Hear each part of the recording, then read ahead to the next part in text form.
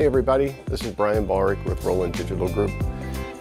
Today we are going to cover an exciting topic called print and cut.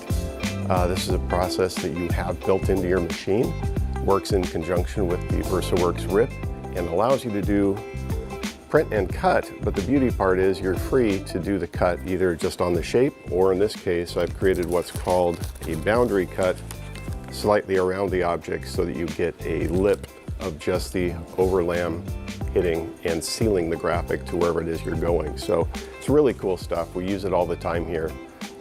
So let's get into it. So part of the print lam cut process that you need to consider is your laminate.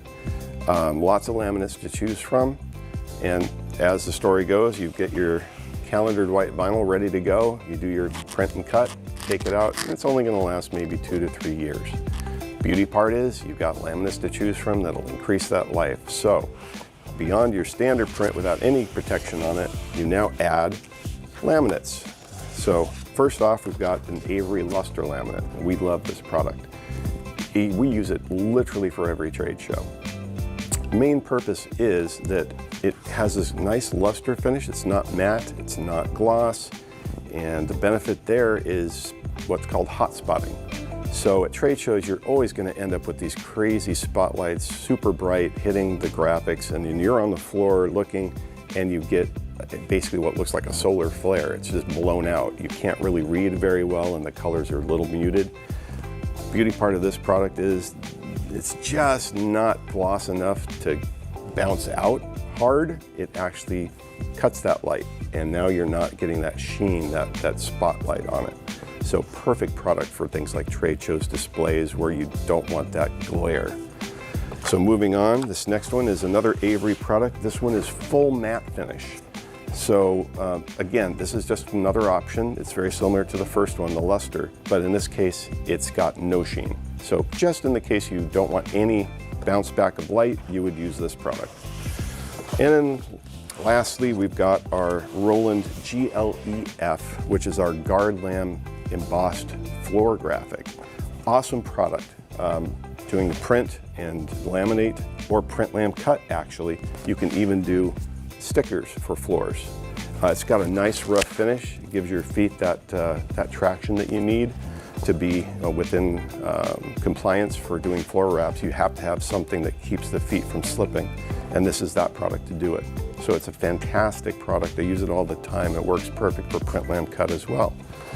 So there you go, just a couple options to show you. Now let's go to work and actually do the process. So to set up for print lam cut, it's actually really easy to do in Versaworks. So I'm going to just drag in a predefined piece of artwork that you can see I've been working with today. It's right here. Either one of these files, double click, and there we have it. So I'm just going to do a quick show here that you've got cut data. So I'm going to zoom into this boundary so you can maybe just make out that red dancing line that's showing up just outside or just inside the blue boundary there. So we definitely have cut data. So let's bounce this back to a smaller size. Go kill that. We'll go scale 30%. And we'll flip it orientation wise so it reads correct. And then I'm going to just do 3 copies. And we'll make these 0.2 inches apart from each other so they're fairly tight. Okay, so there's our print setup. This was 3 objects. We'll zoom out a little bit there. All right, so we've got those objects. I'm just going to select the media that I'm currently using. So we'll say GCVP, standard, BiDi is fine, True Rich Color 3. These others are not important. However, when we get to the mark is where the magic starts happening. So you'll see on the screen there, we've got crop marks, and it even says print and cut alignment. So this is the key, one of the key components for the print lam cut process, because we have to include the marks so that it can be remeasured after we reload the print. So right now it defaults to entire area for where the marks are going to appear. So that means that for these 3 objects, there'll be a mark at this corner, the origin, and also the back corner here. So 4 total marks makes up the process. However, let's say that instead of just this simple cut that really isn't that complex, you had a job that had just a myriad of cut, lots of cut data within it. and you want to maintain registration over a larger area. They give you the option for adding the crop marks, the crop marks for each row. So you'll notice that this row now has been bounded by these dots. They get added visually to give you a reference. So if I go back and I say give me lots more copies, you'll see that each row, so now we have 3 rows, those dots are now encompassed for each row. The beautiful part of this process is it will produce the first row only in print, rewind, do the registration, and then do the cut. And then it'll proceed to the second row, and then when it's done with that one, it'll proceed to the third row. The wonderful part of that is at no time did the printer have to bounce back and forth for a long distance trying to make, the cut perfect in that corner, the cut perfect in this corner, or that corner, or either corner. It is a beautiful way to maintain a lot of registration in a smaller area. It gives the printer a lot more mechanical control. And believe it or not, if you want to go to the absolute ultimate precision, you can actually do this for each data entry. So it's literally going to produce a sticker at a time and remeasure for that sticker. So it's a really powerful process if you need it. In this case, for what we're doing, we don't need that. We're just going to reduce this back to 3, and we're going to change the mark, and we're just going to say for the entire row. So just that one, it's going to get 4 marks, and we're good. Because again, we're just dropping that knife once. Here's 1, here's 2, here's 3, and then we're done. So this is a much simpler process for this particular application. Moving on, I am going to look at these other settings here. Printer controls really don't need anything. Well, let me clarify. I'm actually going to change the custom feed when the job is done to the max. And the reason for that is whenever you're doing print lam cut, you need enough media both in the front of the object and in the rear of the object so that you don't expose the optical eye that's on the mechanics of the printer. Let's pretend for a second that you cut this right behind when you took it over to laminate and you brought it back and you tried to reload it. The first time that printer tries to run back to that area, it doesn't have enough media to hold it to the bed of the printer, so it'll bounce out and it will fail. So you need to make sure that you leave a good unused portion at the rear of the stickers and in the front of the stickers. So when you load the material, always make sure you've got a little lip in the front. And in this case, I've added the custom settings to be 200mm feed at the end, and that'll give me a nice border at the back. All right, so we've gotten that set, and then we'll go to cut controls.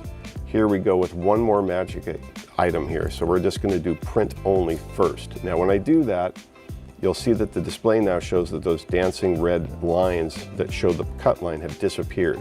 So this has now become a print only file. That's cool because when I say OK and we go to print this, I come back to it later and we double click and we change this back to cut only. Guess what? It knows now that that was processed, printed, and is now awaiting a future cut process, which we can do. And when we do that, it will initiate the re-registration optical eye on the machine to remeasure and get the cut done correctly. So other than that, these other settings don't need to be set. We are good to go. So let's go ahead and get this printed. We'll just say, we'll go back to our cut controls. We'll go back to print only. That's correct. This looks good. We've got our printer marks and the page speed is set correctly. The mark is set correctly, and that's okay. So I'll hit OK, and let's hit print. And print is 1, and that's good to go. We're going to go ahead and rip and print.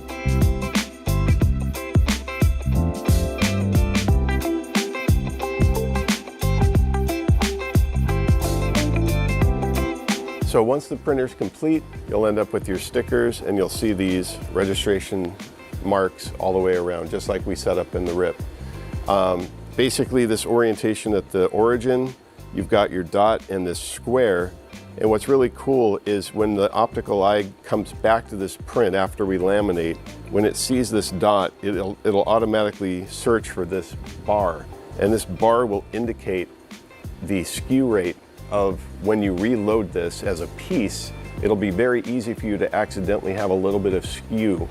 And believe it or not, with this bar, it will be able to calculate if you put it in slightly offset and with a skew, so it can compensate for that. So again, these are the reg marks that we need. Let's go ahead and take it off the printer and let's put it on the lam. So now that our print's complete, we're going to bring it over here to this laminator. This is a seal laminator. I know that many of you might have a different laminator, but for today, I'm just going to kind of show you a quick setup here and get this done. So I'm going to take the laminate. In this case, this is an Avery luster finish laminate that we use for almost all of our trade shows. So I'm going to bring this through, drag it up to the take-up bar. So I always have a bunch of tape ready to go. Let's go ahead and bring it up. Do a little twist. Make it easy to remove the take-up paper when you're done. So one of the key components, or actually the most important thing with any laminator, I don't care which manufacturer it is going to be your alignment from top to bottom, how you set up your materials. If they're in alignment and you've started and you've got everything in sync, lamination it should work very well. All right, so this is all set up. I'm going to take this top laminate here off the liner best I can.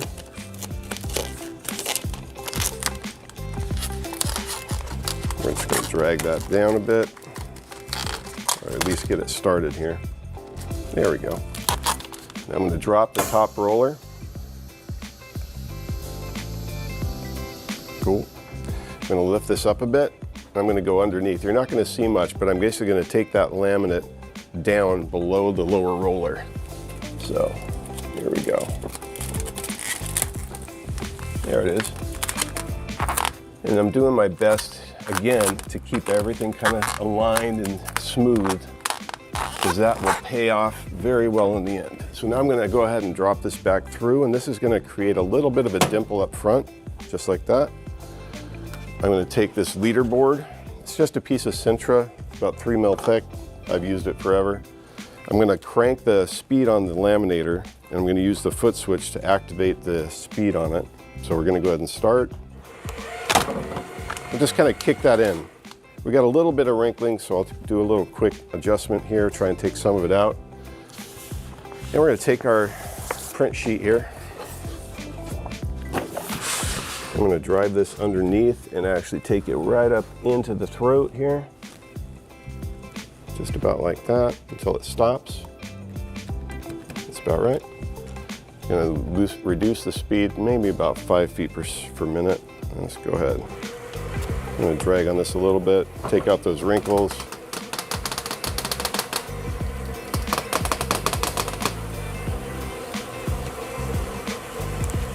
I'm going to pull on this a little bit for some back tension.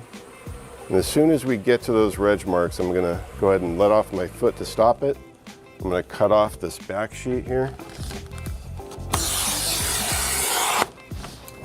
Pull through, kind of get rid of that, and finish the process here. Here's our laminated print. I'm just going to go ahead and take this to the trim table and get it cleaned up, so we just have the print and get rid of this leader here and get rid of the board. All right, with our print completed, let's go ahead and reload it. So I'm just going to take the print, bring it through the front of the machine best I can. There we go. And push it through from the front. You hear some beeping happening. And then as I bring it in, the next trick you're going to hear is the bed vacuum turn on, which makes it a lot easier to manage because now I'm not holding it in place, the bed is. And you can see me, I'm starting to make alignments here. So here's our right pinch roller, here's this gap, that's where we want that travel to be for that roller. So it's just to the right of the dot and inside the margin there. But here's the fun part for doing the alignment for print lam cut. So there is our dot, and then you'll see this cutting strip. It's the protection strip for if the knife were to pierce the media completely, it's going to hit this soft material. It's called our protection strip. So the trick is you can see that I'm going to get that dot in alignment, and I can actually feel that trough. It's a little high on the back, it's a little high in the front, but that dot is dead center. Now if we go over to this other side, to the second dot, you'll notice there's no way for me to see where that trough is. But if while I'm holding the right side, and if I push this left side with the dot, guaranteed, sure enough, I can feel that trough, and now that dot is right inside that trough, just like the right side. So basically now we've got a good alignment. I'm pretty sure that the skew has been reduced because we found those 2 dots. I've got the media protection flanges off the material, the pinch wheels, and if you notice, this left-hand pinch wheel here needs to be brought in because it got pushed out. So now I've got it in place here. It was off the material, so it got pushed when I loaded. I'm going to bring it back in place here. Right side's looking good. I'm happy. So let's go ahead and drop the lever and hit setup. So now with the media loaded, what I need to do is I'm going to reverse it a little bit so that we can test the cuts to make sure we're getting the right depth through all the material, but not too deep. And we need an unused space on the front of the strip for this. So I'm going to go ahead and hit the move button, and we're going to move that material back just to the point where I've gotten to an unused area, and I'm going to say set base point. Because now the next step is to start testing our blade pressure to get through just the laminate and the material below it, but not the backer sheet, the silicone sheet. So I'm going to look at my blade force here. I'm pretty sure that's going to be too light, so we're going to kick this up to maybe around 60, and I'm going to do a cut test. Okay, so I can just make out where that cut data went, and it's right here. So I'm going to go ahead and just get a little bit of it started here, and sure enough, it's pretty much perfect. So it looks like 60 gram force was just enough to do a good cut. And I'm going to check and make sure because I want to see if I can see a little bit of dimpling on that back sheet. And sure enough, I can. I'm not sure if the camera can pick that up, but you can see the tip of the knife just barely touched the tip of that silicone sheet, but it didn't pierce it because I'm not feeling anything on the back. So we are perfect. And now with our cut pressure set correctly, I'm going to go back to the home, and I'm going to go to that move command again, because now we're going to go back to where we started, which is with that dot perfectly oriented while it's over the trough of the cutter protection strip, which is exactly there. And then I'm going to hit set base point. And now we're ready to re-release from the rip and just do the cut. And now that we're back at the rip, I can double click our job here. So there it is. And the only real change we need to make is here at the cut controls. And we're going to change it from print only to cut only. And we'll say okay. And now when I hit print, it will know automatically that it was already printed once, and now we're re-releasing it and that we have cut data only. So now it's going to immediately and automatically look for those reg marks optically. So let's go ahead and hit print and let's see that happen.